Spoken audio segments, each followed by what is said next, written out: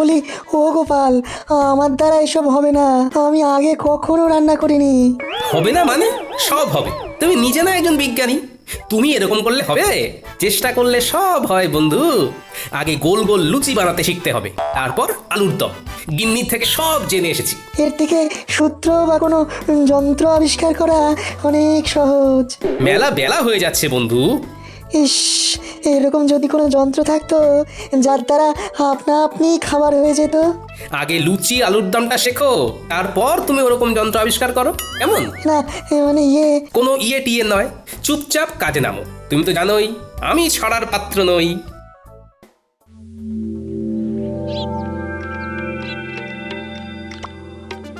কি হে বন্ধু, কি খবর? বিজ্ঞানী কি রান্না করেছে জব্বর? শিখিয়ে তো এলাম তাকে, একদম ফল পাওয়া যাবে ভোজন মেলায় হাতে নাতে। আহা, কি দারুণ ছন্দ!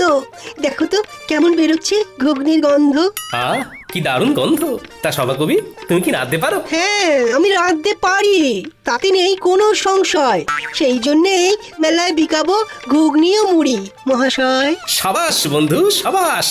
তা তুমি কি বেচবে গোপাল? ঠিক করেছো কি ঘুম থেকে উঠে সকাল সকাল? না বন্ধু, কিছু ঠিক করিনি এখনো, দেখি কি বিক্রি করি। হ্যাঁ, তাড়াতাড়ি ঠিক করে ফেলো, কারণ খুব তাড়াতাড়ি দিন যে ঘনিয়ে এলো। সুপ্রভাত সবাইকে। তা বলো, সকলে এই 4 দিনের ছুটি কেমন কাটালে? আমার তো হিসেব করে করেই কেটে গেল মহারাজ। বাবা বাবা বাবা, তা খুব খরচ করে ফেলেছো বুঝি? আমার তো মোহর গুনে গুনেই কেটে গেল মহারাজ। তোমার তো অগুন্তি মোহর, সেক্ষেত্রে গুনতে তো হবেই। আমি মেয়ের বাড়ি গিয়েছিলাম মহারাজ। হ্যাঁ, ছুটিতে একটু না ঘুরতে গেলে হয়? আমি বাড়িতেই ছিলাম, খেয়েছিও কম, যাতে খরচ বেশি না হয় আমার সঞ্চিত ধন। হ্যাঁ, বেশি খেয়ে মোহর সব না উড়িয়ে দেওয়াই ভালো। যাই হোক, তাহলে দেখছি এই 4 দিন তোমরা সবাই খুব ভালোই কাটিয়েছো। হ্যাঁ, না মহারাজ, আমরা এই 4 দিনের ছুটি কেউ খুব ভালো করে কাটাই। মানে এই যে তুমি মেয়ের বাড়ি গিয়েছিলে, বৈদ্য এই ছুটিতে এত জিনিস কিনেছে যে হিসেব করেই কাটিয়েছে।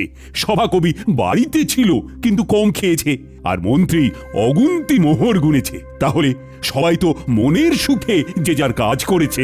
মহারাজ, অনেক সময় মুখে শুনে যা ভাবা হয় তা ঠিক হয় না মহারাজ। আমি মেয়ের বাড়ি গিয়েছিলাম কিছু আনাজপত্র আনতে, যাতে বেশ কিছু মাস আমার বাজার করতে না হয়, কারণ এখন বাজারে জিনিসপত্রের যা আকাশ ছোঁয়া দাম মহারাজ।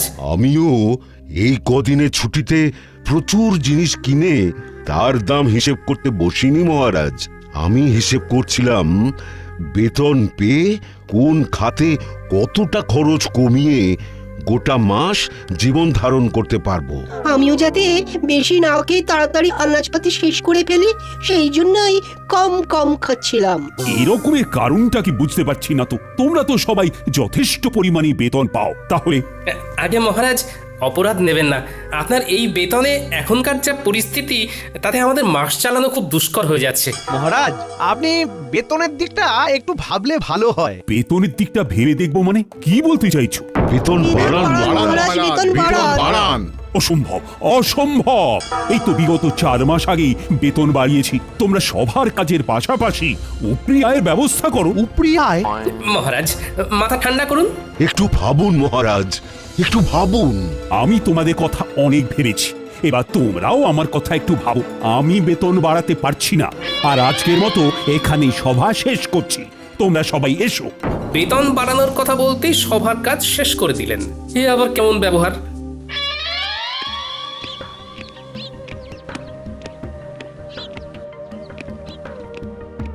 একে মহারাজ, আপনি এখন এই অসময়ে? হ্যাঁ, চলে এলাম আর কি। সবাই একটু গন্ডগোল হয়েছে। তারা বেতন বাড়াতে বলছে রানী, যা বেতন পাচ্ছে তাতে নাকি জিনিসপত্রের বাজারে যা আকাশ ছোঁয়া দাম তাতে হচ্ছে না।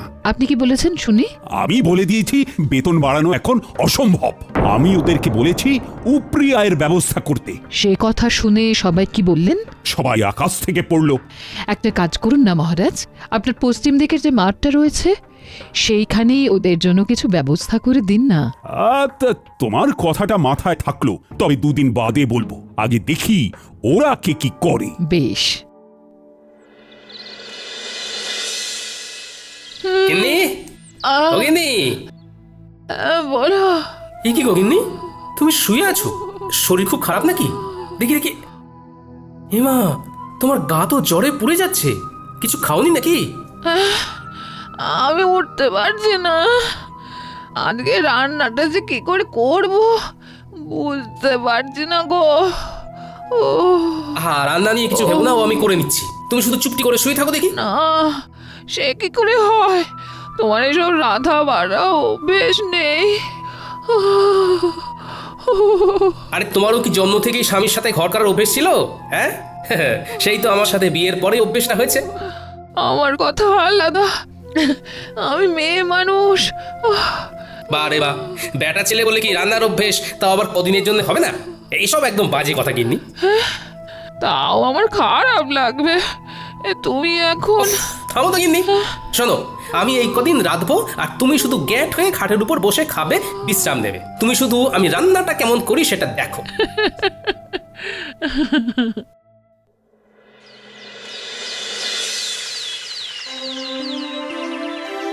সুপ্রভাত। আশা করি সবাই ভালো আছো। কালকে যা হলো তারপর কি আর ভালো থাকা যায় মহারাজ? দেখো, আমি তোমাদেরকে যা বলার বলেই দিয়েছি। এই যাবৎকাল তোমাদের যখনই যা অসুবিধে হয়েছে আমি পাশে ছিলাম, এখনো আমি পাশে থাকবো। তাই বলে যখন তখন বেতন বাড়ানোটা সত্যিই অসুবিধের। আমি তো শুধু চিকিৎসাই পারি, এর বাইরে তো কিছুই পারি না। তাই তাই কিভাবে যে উপরি হায় হবে অন্য কিছু করে সেইটাই মাথায় আসছে না। মহারাজ যদি একটু উপায় বলে দেন। সেই আমাকেই উপায় বলতে হবে? আচ্ছা, দেখছি।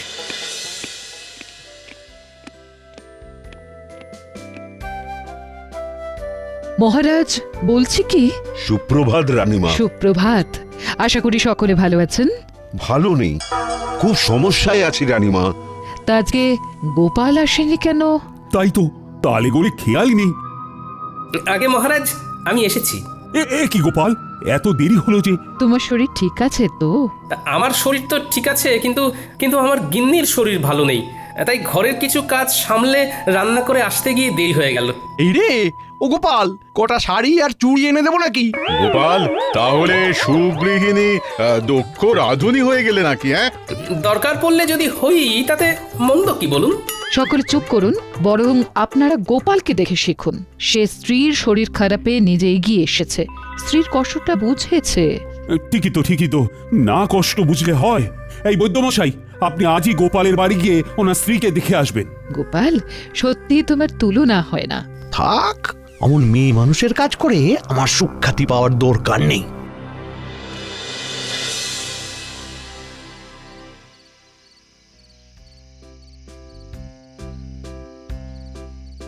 কি ব্যাপার রানী, এমন উদাস ভাবে বারান্দায় দাঁড়িয়ে? ভাবছি গোপাল গিন্নির কত ভাগ্য ভালো। কেন? এই যে সে এমন এক স্বামী পেয়েছে যে তার সব দুঃখ কষ্ট বোঝে। আর তোমার স্বামী বুঝি সেটা বোঝে না? না, কিছু কিছু সময় বোঝে, আবার কিছু কিছু সময় বোঝে না। আচ্ছা, বুঝেছি। তোমার মন পেতে গেলে আমায় তাহলে একদিন লুকিয়ে লুকিয়ে ঠাকুরদের সরিয়ে তোমাকে রেঁধে খাওয়াতে হবে, তাই তো? আপনি রাঁধতে পারবেন? কি জানি, তবে চেষ্টা করে দেখতে পারি। আমার মনে হয় আপনি আর আপনার সভাসদেরা, মানে গোপাল বাদে কেউ রাঁধতে পারবেন না। এত বড় অপবাদ দিও না রানী। গোপাল ছাড়াও আর বাকিদের ভিতরে কেউ না কেউ নিশ্চয়ই রাঁধতে পারে। বলছেন? আচ্ছা, একটা কাজ করলে কেমন হয়? কাজ? কি কাজ? আপনাকে ওই দিন বলছিলাম না, আপনার পশ্চিম দিকের মাঠটায় ওদের কিছু একটা উপরি আয়ের জন্য ব্যবস্থা করে দিন। হ্যাঁ, তার সাথে এর কি সম্পর্ক? শুনুন, আপনি আপনার সভাসদদের বলুন তারা ওই মাঠটায় নিজের ইচ্ছে মতো তৈরি করা খাবারের দোকান ওই বিকেলবেলার দিক থেকে রাত্রিবেলা পর্যন্ত দিতে পারেন। তাতে কি লাভ হবে? তাতে এনাদের উপরি আয়ও হবে। সবার কাজ শেষ করে তারা অনায়াসে খাবার দোকান খুলে খাবার বিক্রি করতেই পারবেন। হ্যাঁ, দারুণ বলেছে তো। আচ্ছা, তাই খাবারগুলো কি সভাসদেরই বানাতে হবে? এমন কোনো কথা আছে কি? মানে যেহেতু তুমি তখন ওই রান্নার প্রসঙ্গ তুলেছিলে, তাই জিজ্ঞাসা করছি। সেই খাবারগুলো সভাসদেরই বানাতে হবে এমন তো কোনো বাধ্যবাধকতা নেই। তারা চাইলে তাদের স্ত্রী বা বাইরের কারো সাহায্য নিতেই পারেন। তবে যারা নিজের হাতে খাবার বানিয়ে বিক্রি করবেন তাদেরকে পুরস্কার হিসেবে 2 থলি করে মোহর দেওয়া হবে। রানী, তোমার প্রস্তাবটাকে আরেকটু পরিবর্তন করে দিই।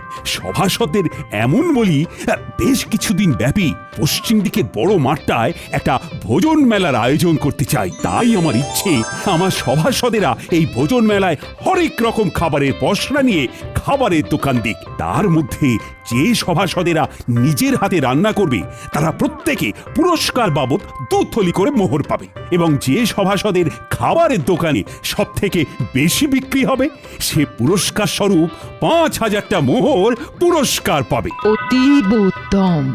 শুধু শুধু উপরি আয়ের জন্য ওনারা সবাই খাবারের দোকান খুলতে রাজি নাও হতে পারেন, তার থেকে পুরস্কারের কথা বলে মেলায় খাবারের দোকান খোলার প্রস্তাব দেওয়াটা একদম উপযুক্ত। আপনি কালকেই ঘোষণা করে দিন মহারাজ। ভাবছি আমিও যদি দোকান দিই তাহলে আমাকে পুরস্কার দেবে বলো তো রানী? তা আমি কি জানি।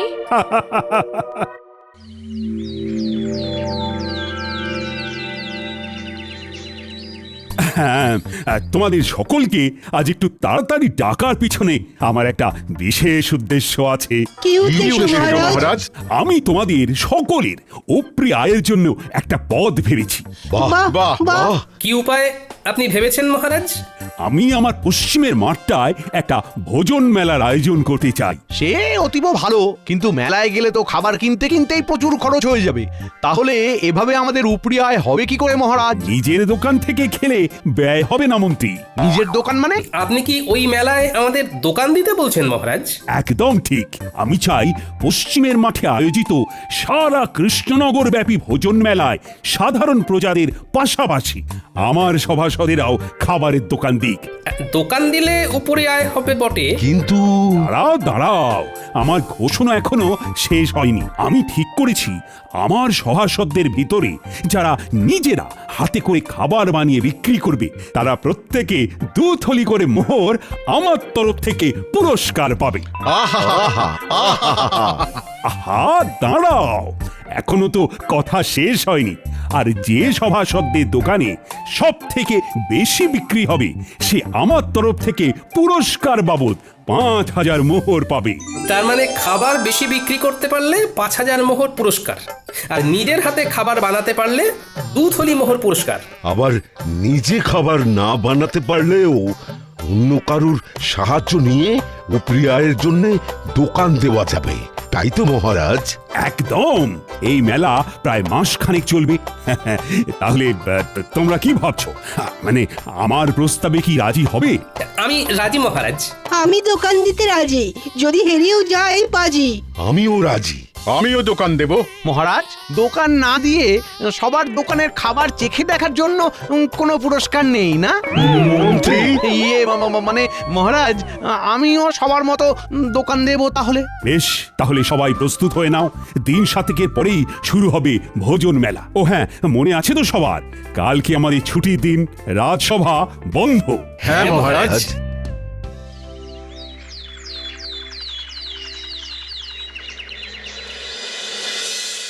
গিন্নি, ও গিন্নি, আরে ও গিন্নি, শোনো না। হ্যাঁ, তাহলে তাহলে তুমি বলছো আমি বেশ ভালো করেই জিলিপি, অমৃতি, গজা এসব বানাতে পারবো না? হ্যাঁ, খুব খুব ভালো করে পারবে।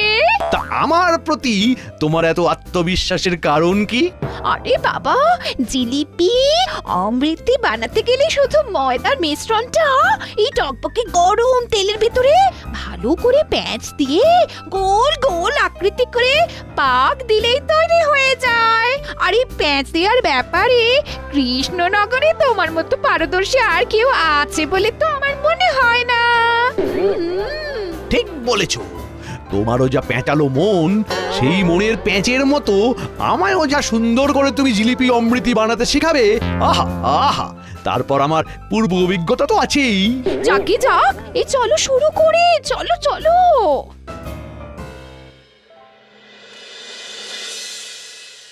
বলি, ও গোপাল, আমার দ্বারা এসব হবে না। আমি আগে কখনো রান্না করিনি। হবে না মানে? সব হবে। তুমি নিজে না একজন বিজ্ঞানী, তুমি এরকম করলে হবে? চেষ্টা করলে সব হয় বন্ধু। আগে গোল গোল লুচি বানাতে শিখতে হবে, তারপর আলুর দম, গিন্নির থেকে সব জেনে এসেছি। এর থেকে সূত্র বা কোনো যন্ত্র আবিষ্কার করা অনেক সহজ। মেলা বেলা হয়ে যাচ্ছে বন্ধু। ইস, এরকম যদি কোনো যন্ত্র থাকতো যার দ্বারা আপনা আপনি খাবার হয়ে যেত। আগে লুচি আলুর দমটা শেখো, তারপর তুমি ওরকম যন্ত্র আবিষ্কার করো, কেমন? না মানে কোনো ইয়ে টিয়ে নয়, চুপচাপ কাজে নামো। তুমি তো জানোই আমি ছড়ার পাত্র নই।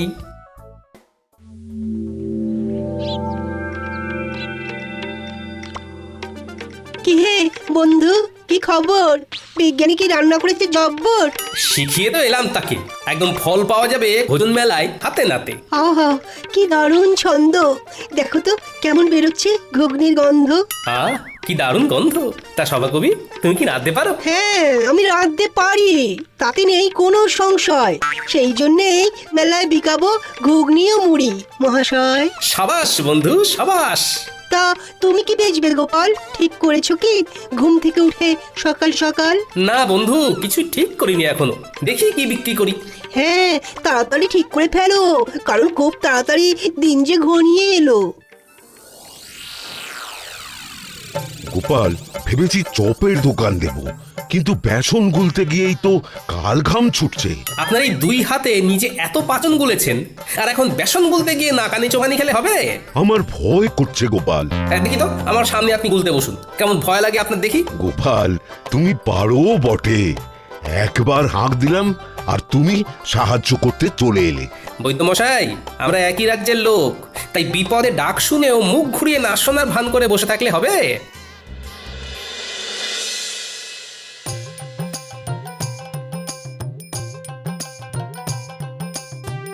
হ্যাঁ গো, এলে? হ্যাঁ হ্যাঁ, মোটামুটি সবার বাড়ি একবার করে ঢু দিয়ে এলাম, বুঝলে গিন্নি। দেখলাম মোটামুটি সবাই একদম জোর কদমে রান্নার প্রস্তুতি নিচ্ছে। তা তুমি কি বানাবে কিছু ঠিক করলে?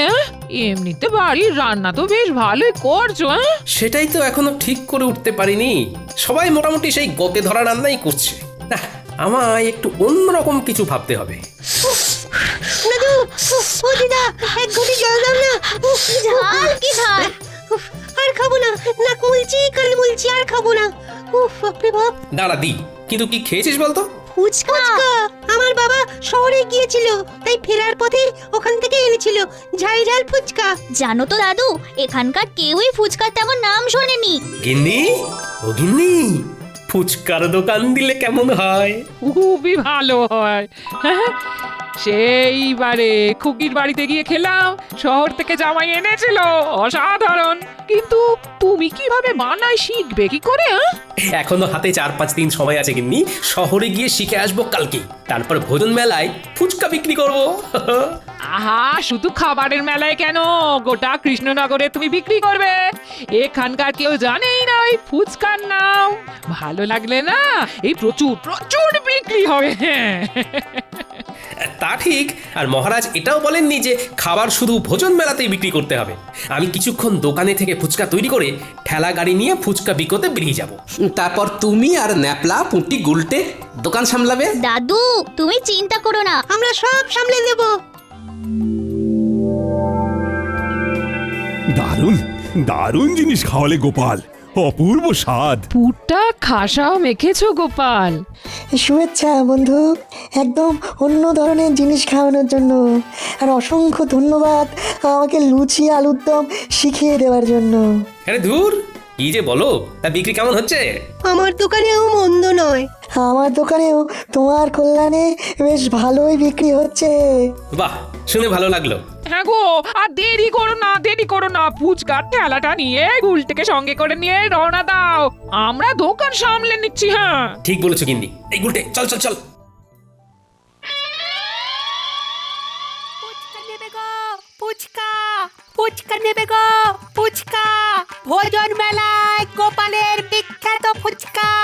এক মোহরে 7টা, খেয়ে যাও খেয়ে যাও, এক মোহরে 7টা। ফুচকা নেবে গো। ফুচকাটা আবার কি? হ্যাঁ হ্যাঁ, আমি বুঝেছি ফুচকা কি। তাও আবার খাবারের মেলায় গোপালের বিখ্যাত ফুচকা। চল চল চল, খেয়ে দেখবি, চল বাকি দুটো ডাক। তো ভালো খেতে, ভালো খেতে, আরো দিন আমায় ফুচকা দিন। দাদু, মন বলছে এই এক ঠেলা গাড়ি ফুচকা না নিমেষেই শেষ হয়ে যাবে। দেখে নিও দাদু, তুমি হবে সেরা বিক্রেতা। দূর পাগলা, সেরা বিক্রেতা না, সর্বোচ্চ বিক্রেতা। দুটো একসাথে বললেও কিন্তু মন্দ লাগবে না।